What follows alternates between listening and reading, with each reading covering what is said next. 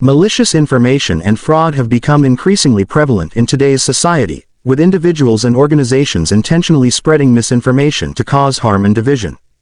From state-level officials to the news media, mistrust is often spread to mislead marginalized communities. However, it is essential to recognize that the truth is the truth, and the facts are the fact.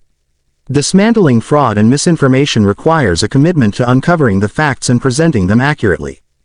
One way in which malicious information and fraud can be spread is through social media platforms. These platforms have become breeding grounds for false information, with individuals and groups using them to spread misinformation that can be harmful to society. For example, during the 2016 presidential election in the United States, there were numerous reports of fake news stories being shared on social media, with the intent of swaying public opinion and causing division among voters. Another way in which malicious information and fraud can be spread is through state-level officials. These individuals may use their positions of power to disseminate false information in order to further their own agendas or to discredit their opponents. For example, in some countries, government officials have been known to spread misinformation about minority groups in order to justify discriminatory policies.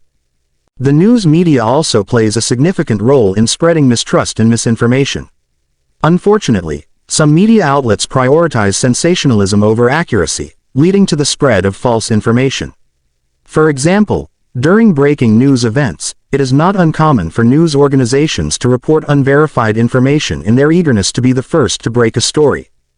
Marginalized communities are particularly vulnerable to the effects of malicious information and fraud. These communities often lack access to reliable sources of information, making them easy targets for those who wish to spread false information.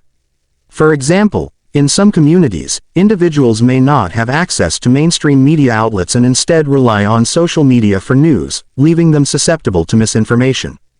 It is crucial to combat malicious information and fraud with facts and truth.